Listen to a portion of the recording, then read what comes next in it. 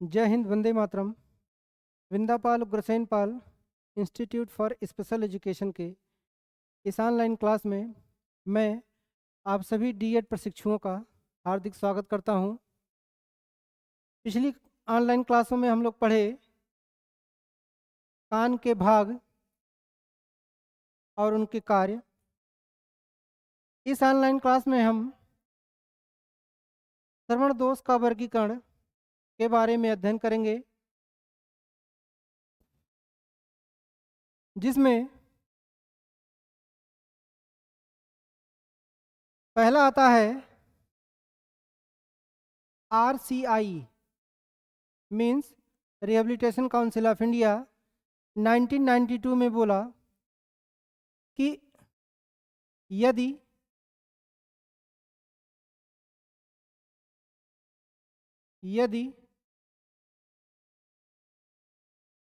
श्रवण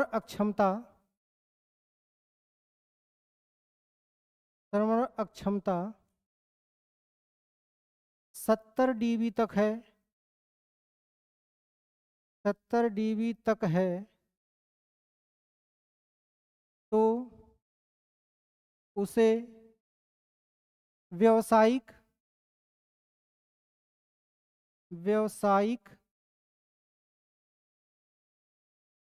और अगर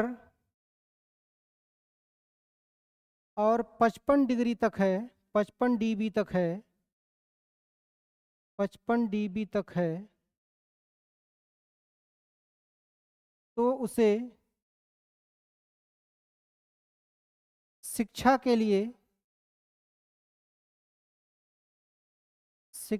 लिए प्रयोग में लाना चाहिए, प्रयोग में लाना चाहिए।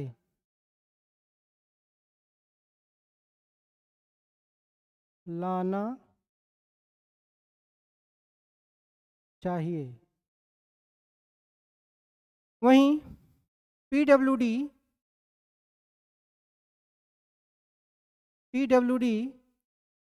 दिव्यांगजन अधिनियम 1995 में कहा गया कि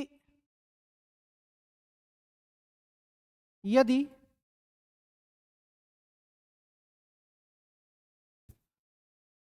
किसी व्यक्ति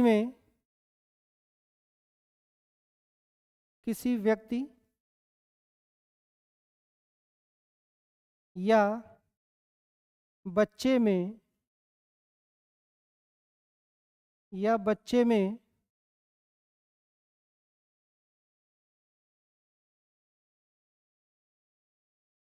श्रवण ह्रास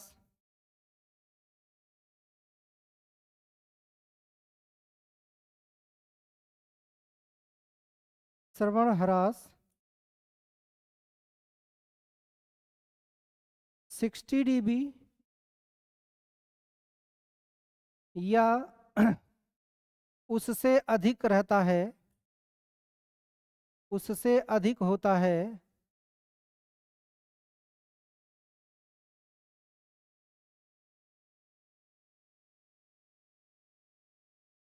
तो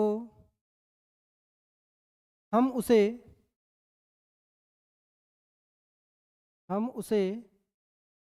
श्रवण अक्षम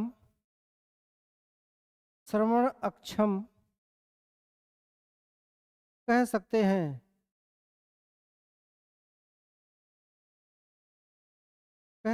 हैं, आगे बात समझ में?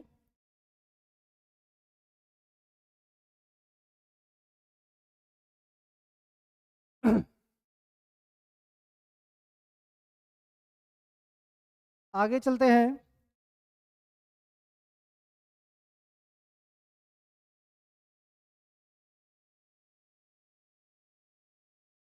श्रवण दोष को मुख्यतः दो भागों में बांटा गया है। पहला ऑर्गेनिक श्रवण दोष और दूसरा नॉन ऑर्गेनिक श्रवण दोष। अभी हम ऑर्गेनिक श्रवण दोष के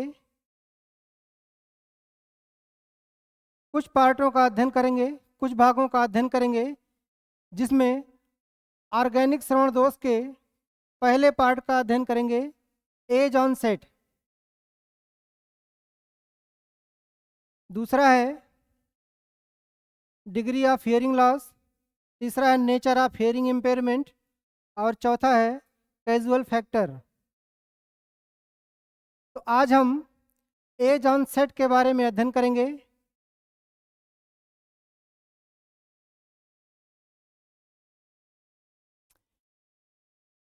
एज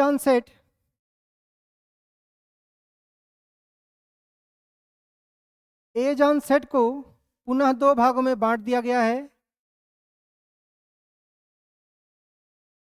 कॉन्गनेटल हियरिंग लॉस और दूसरा एक्वायर्ड हियरिंग लॉस। माफ कीजिएगा। अब हम सबसे पहले कॉन्गनेटल हियरिंग लॉस को देखते हैं।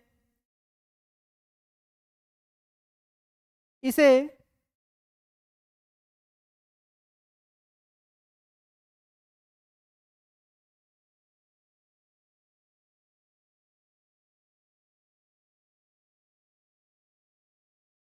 जन्मजात दोष के नाम से भी जाना जा सकता है। यह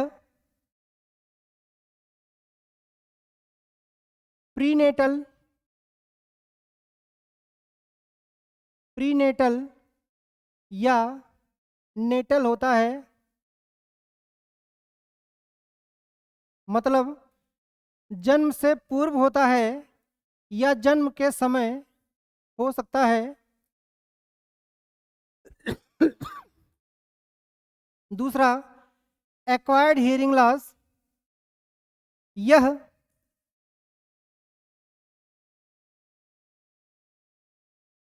एक ऐसा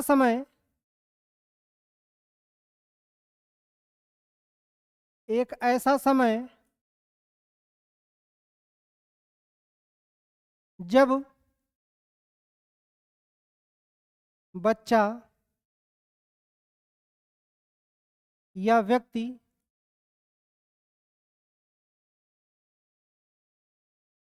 की श्रवण क्षमता ठीक रहती है, ठीक होती है, परंतु किसी बीमारी या गंभीर चोट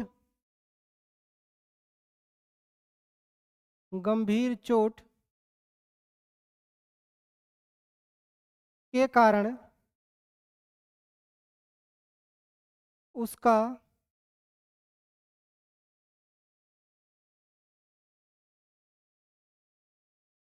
श्रवण क्षमता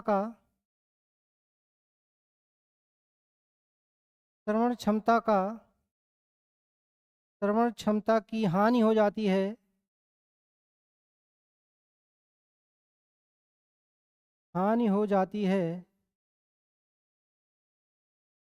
तो हम उसे एक्वायर्ड हियरिंग लॉस के नाम से जानते हैं। अब यह एक्वायर्ड हियरिंग लॉस पुनः दो भागों में बट गया है। पहला प्रीलिंगुअल हियरिंग लॉस और दूसरा post lingual hearing loss. Prelingual hearing loss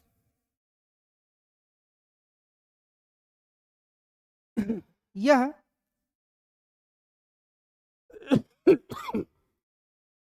माफ कीजिएगा, यह बच्चे के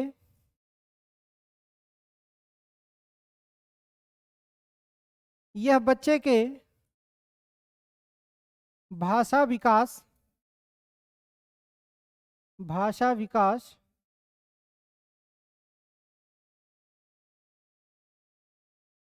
के पूर्व की अवस्था है और यह पोस्ट लिंगुअल हियरिंग लॉस यह भाषा विकास के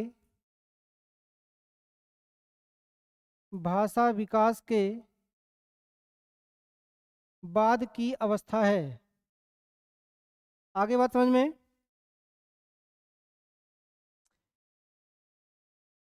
post lingual hearing loss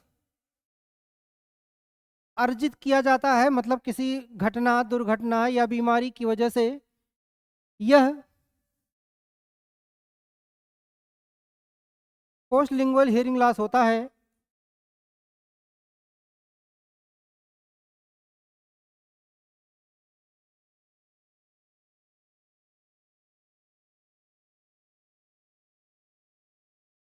organic श्रवण दोष क्या है, इसको देख लेते हैं। ऑर्गेनिक श्रवण दोष यह ऑडिटरी सिस्टम में किसी भी प्रकार की खराबी के कारण होता है। यह दो भागों में बांटा गया है, ऑर्गेनिक श्रवण दोष और नॉन ऑर्गेनिक श्रवण दोष। यह श्रवण दोष मनोवैज्ञानिक कारण से होता है। इसे कार्यात्मक श्रवण दोष भी कहा जा सकता है। जैसे कभी कभी होता है कि हम अपने किसी कार्य में लीन रहते हैं और सामने से कोई बुलाता है तो हम ध्यान नहीं दे पाते हैं। यही कार्यात्मक श्रवण दोष या नॉन ऑर्गेनिक श्रवण दोष के नाम से भी जाना जाता है। क्लियर?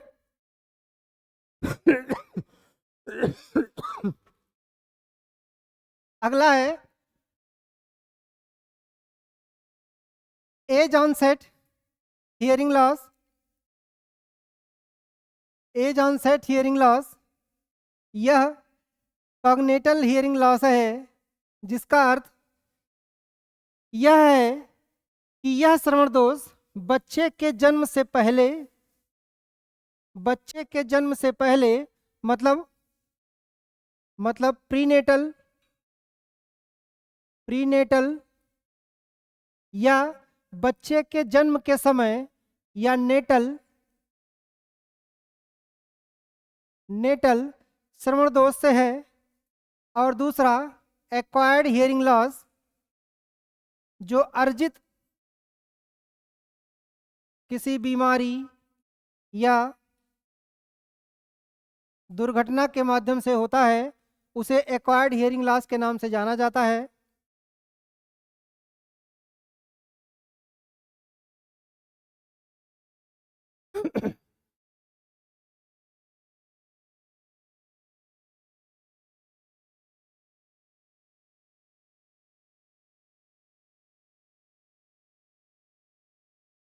अब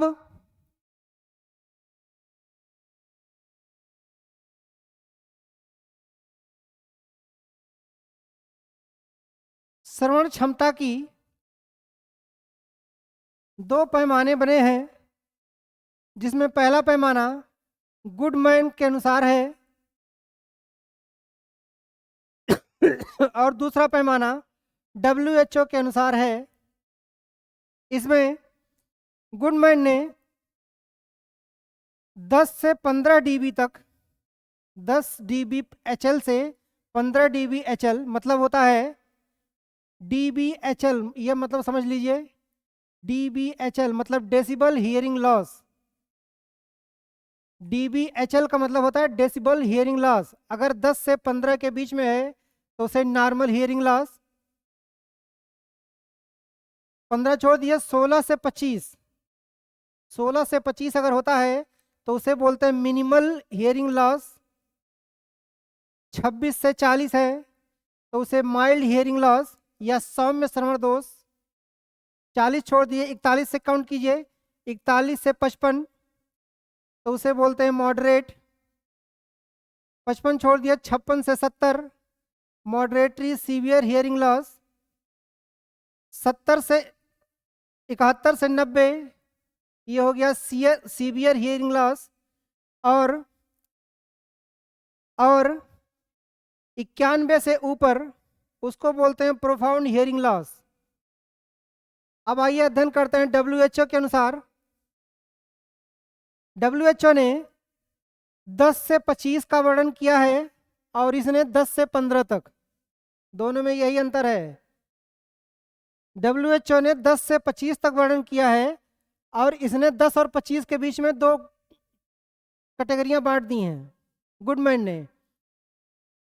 WHO ने कहा कि अगर श्रवण क्षमता 10 डेसिबल से 25 डेसिबल के बीच में रहता है तो वो नॉर्मल, 26 से 40 के बीच में रहता है तो वो माइल्ड, 41 से 55 के बीच रहता है तो वो मॉडरेट हियरिंग लॉस, 56 से 70 हो जाएगा तो मॉडरेटली सीवियर हियरिंग लॉस, 71 से 90 हो जाएगा तो ये हो जाएगा सीवियर हियरिंग लॉस, और 90 dBHL से ऊपर हो जाएगा तब उसको बोलेंगे प्रोफाउंड हियरिंग लॉस।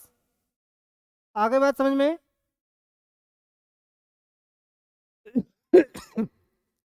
अब धीरे धीरे हम इन सारी कैटेगरियों को अध्ययन करेंगे। अगली ऑनलाइन क्लासेस में हम मिलेंगे फिर। तब तक के लिए धन्यवाद, बने रहिए।